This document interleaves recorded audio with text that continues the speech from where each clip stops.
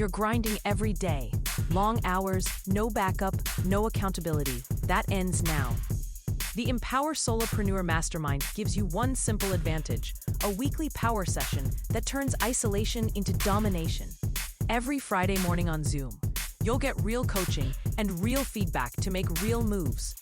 Join a group of driven professionals in a program designed for solopreneurs and people working at home. Stop getting stuck. Start scaling. Seats are limited. Lock in yours today at modernobserver.com/empower-mastermind.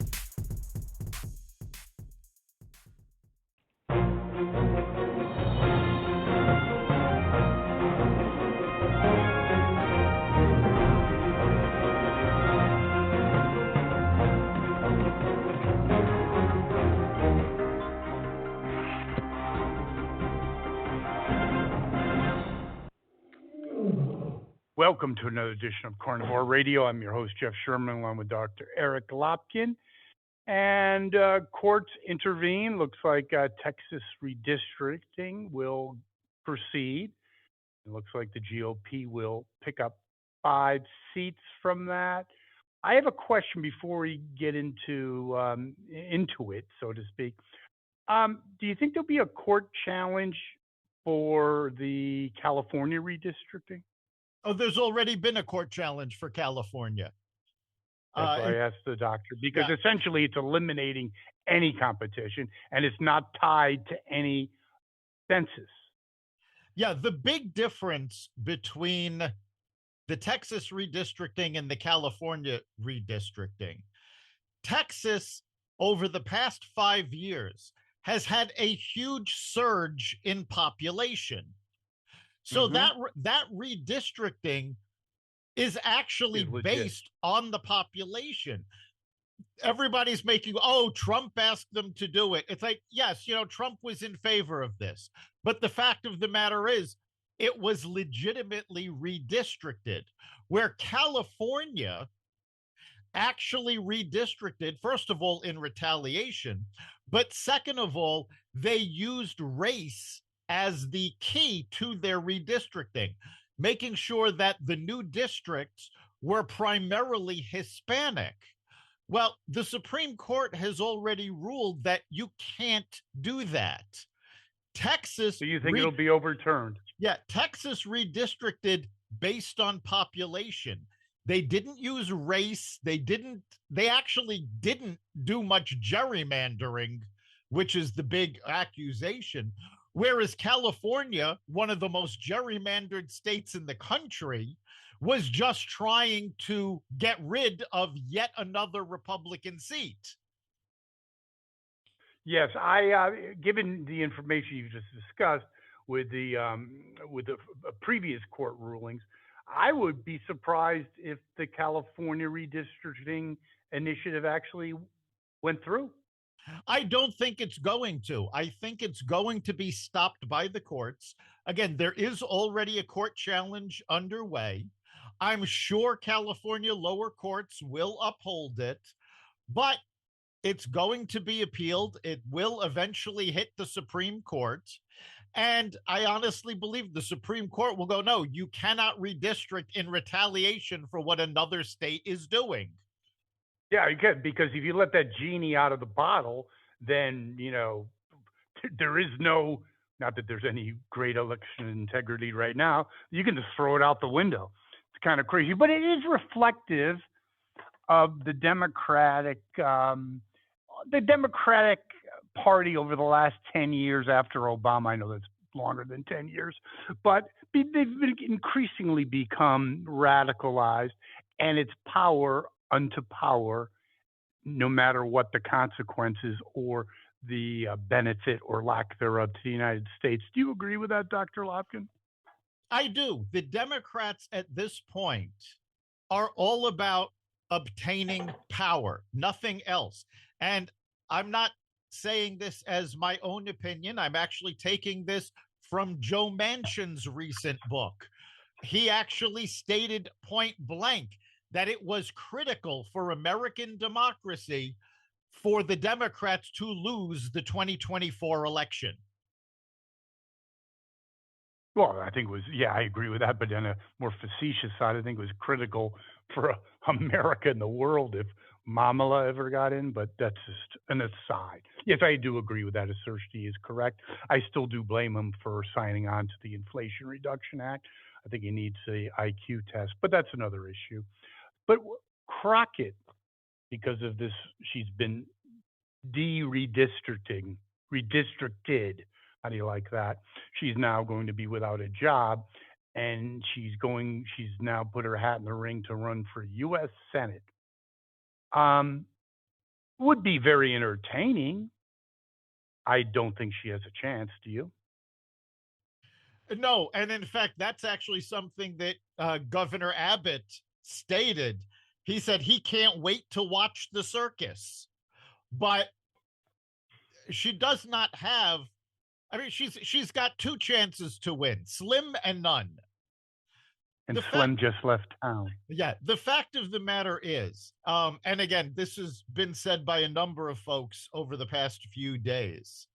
There are a number of Trump Democrats in Texas. There are no Crockett Republicans.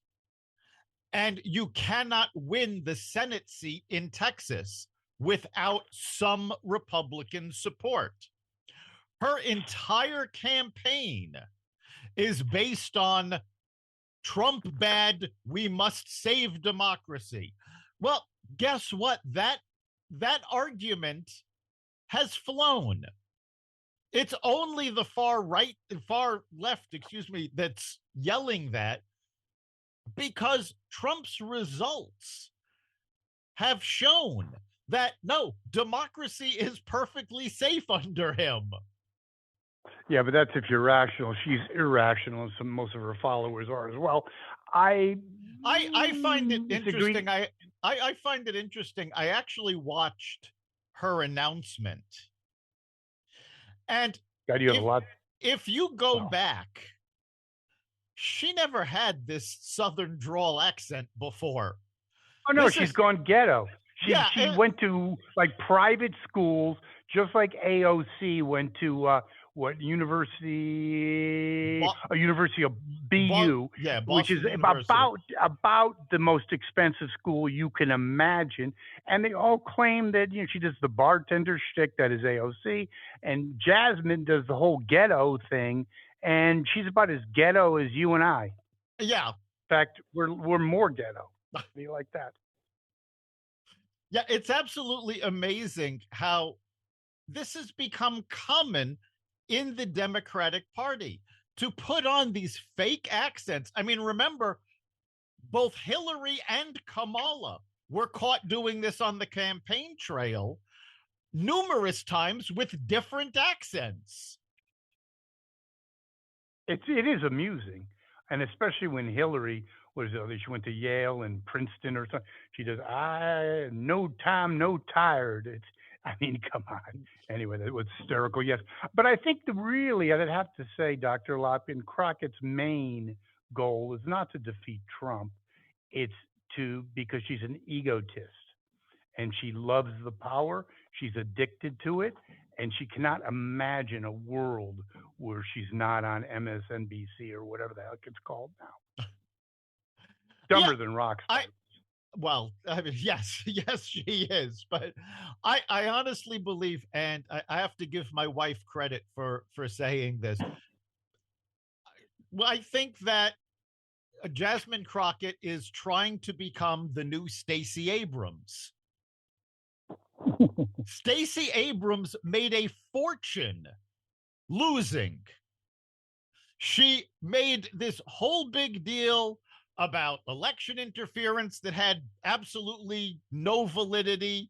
She did not win elections, and yet she was able to raise millions that she ended up using. I think that's where Crockett is going with this. Yeah, I cannot argue with that. I think her motivations, again, are completely self-serving. I think she at least wants to replace, what was that, the one with the crew cut that got fired from MSNBC. But anyway, she wants something out of this.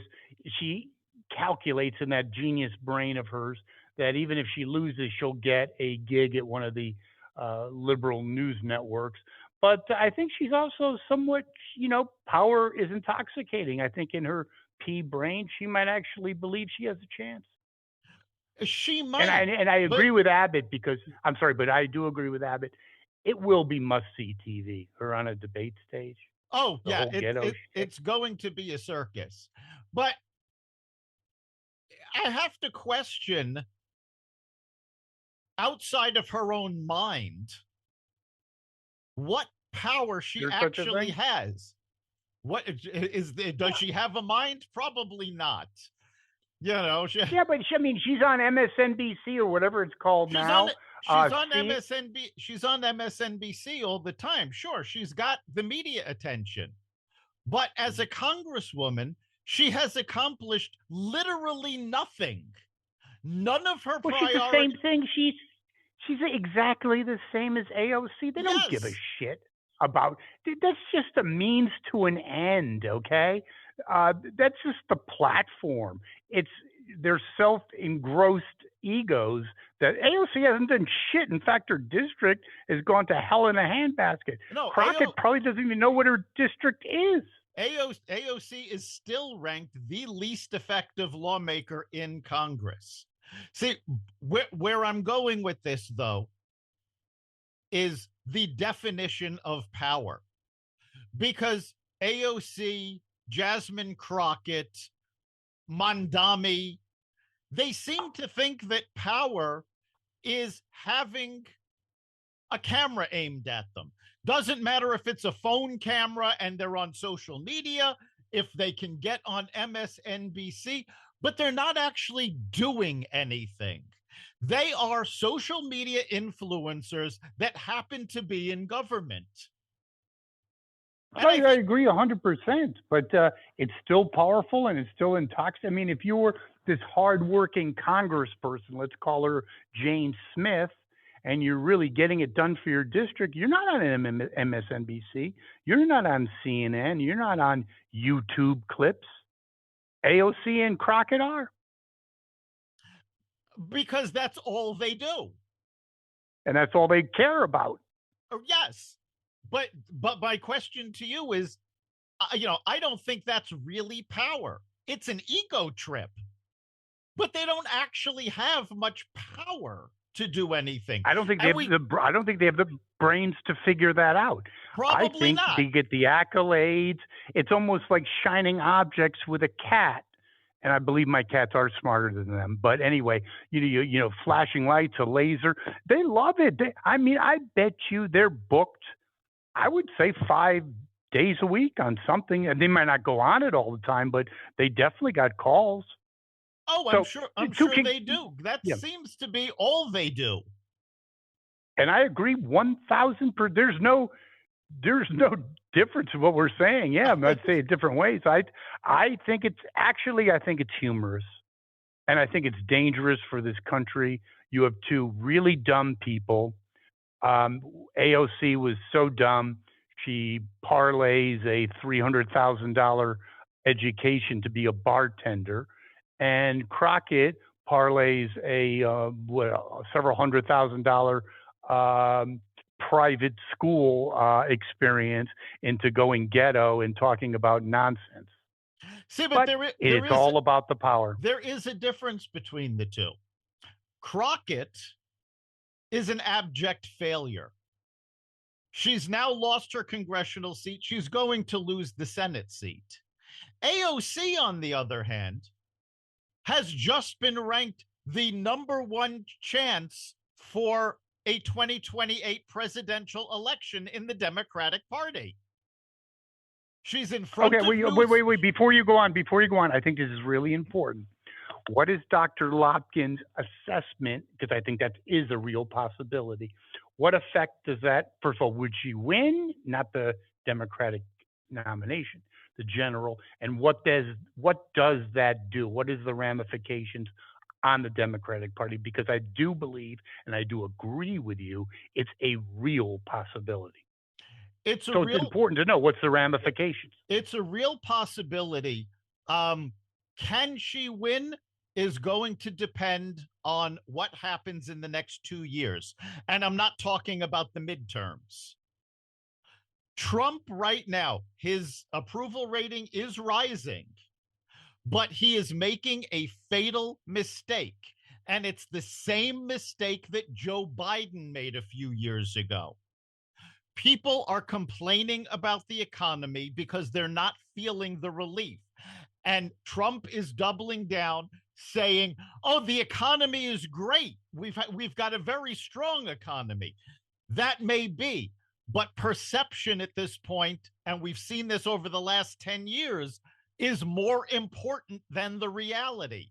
And people do Agreed. not perceive that it is a strong economy because inflation is still at record highs because of the Biden administration. It's gone up much slower under Trump.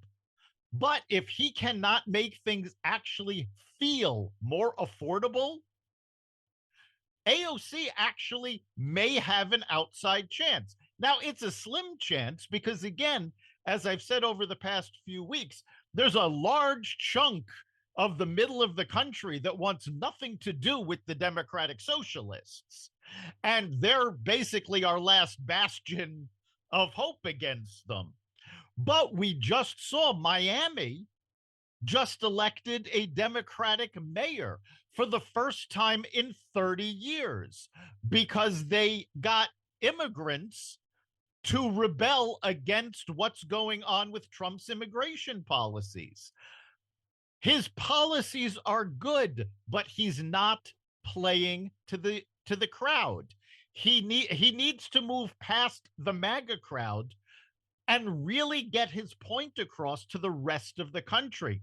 And I do believe, according to Susie Wiles, we're going to see a lot of this next year because in the midterms, the president usually stays out of it. It generally focuses on local.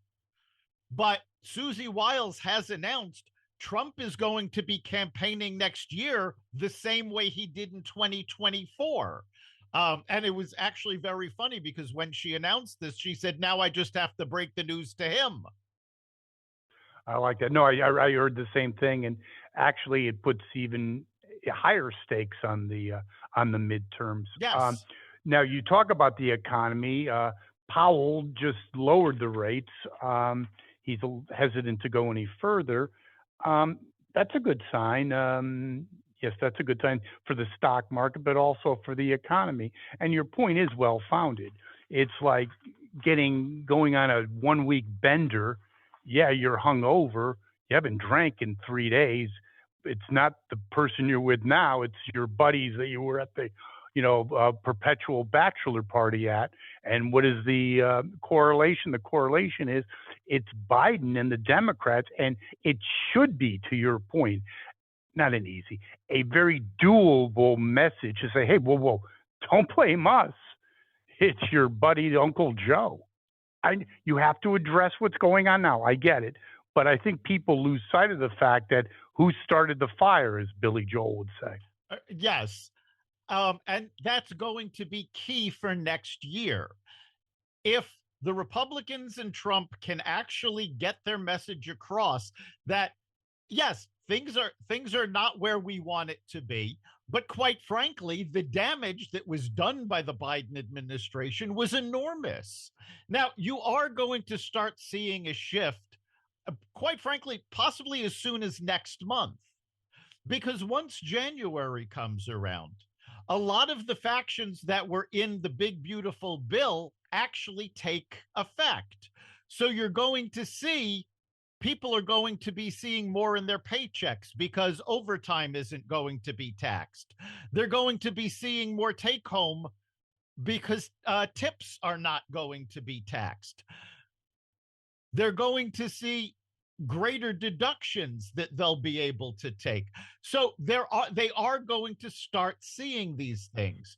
They're also, you're going to start seeing prices are going down. There was now several task forces put together to investigate why some of the food prices have remained so high. Now, beef is a no-brainer. They had a massive outbreak in the cattle industry. They had to kill innumerable amounts of cattle. So that brought up beef prices. Egg prices have actually gone down since Trump took office. So have gas prices. So what you're going to be seeing, and now the $12 billion bill that they just put through wasn't a bill, it was an executive order, excuse me, taking $12 billion from the tariff revenue and giving that to the farmers and cutting back on some regulations on farm equipment. So the cost of the farm equipment is going to be going down, which in turn will help the cost of food. Also, the Trump administration recently rolled back emissions standards for automobiles. The big factor there, that's going to make automobiles cheaper to manufacture. So the cost of a car is going to start coming down. All of the bricks are being laid, but it's still too early for most people to see what the building looks like. Agreed. And I think it's a combination of what you're talking about. It's messaging and reality. If those two come together, it's goodbye Dems. If not, we got problems here in River City. The Music Man, you're too young for that. I anyway, know the Music Man well. Okay, there you go. And talk about despair. Looks like Tampon Timmy's got some problems, doesn't he? And the whole, I'll say, scandal with the Somalian misappropriations. It's growing, not diminishing, isn't it? And I think Tampon Tim is probably me. I don't know. Could he go back into teaching? Who knows? He's got to do something, but I think his career is completely gone. Done. Well, okay, before I start talking about Tim Walz, I want to flash back to last week's podcast, because on last week's show, I said it absolutely amazed me that nobody was looking at how Ilhan Omar was involved in all of this. It's her district that it happened in. It's her constituency.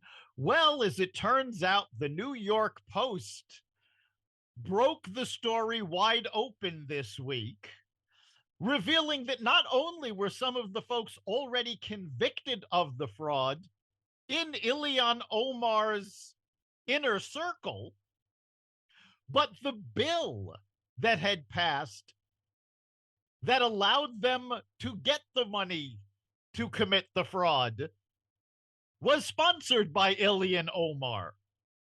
One of the few bills. There you go. Yes. So I think we're definitely going to see more about that. In terms of Tim Walz, the Democrats themselves have now turned against him.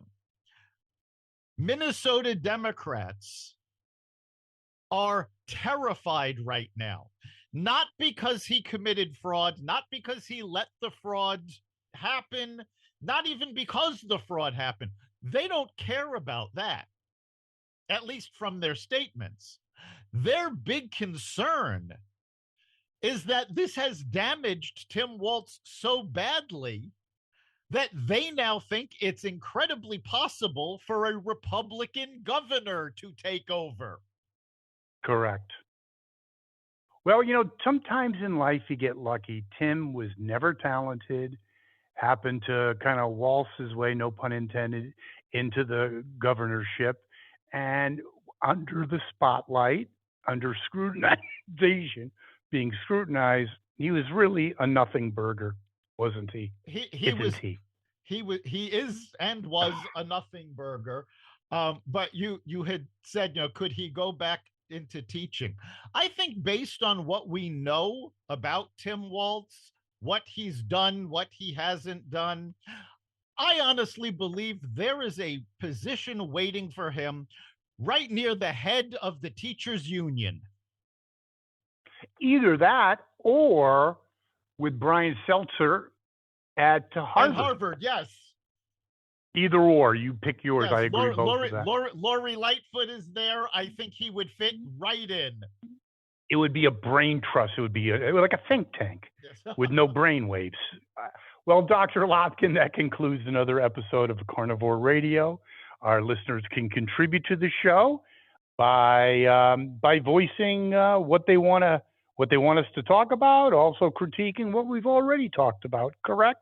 Yes, let's hear what you have to say. Go to xvadio.com/connect. Message us there. You can also message us at the Carnivore Radio Facebook page. And of course, you can catch every episode of Carnivore Radio at xvadio.com, the Carnivore Radio website, the Apple Podcast app, YouTube, Rumble, Spotify, iHeartRadio, Audible, Amazon Music, and other platforms that respect freedom of speech. See you next week, Dr. Lopkin. We'll see you then.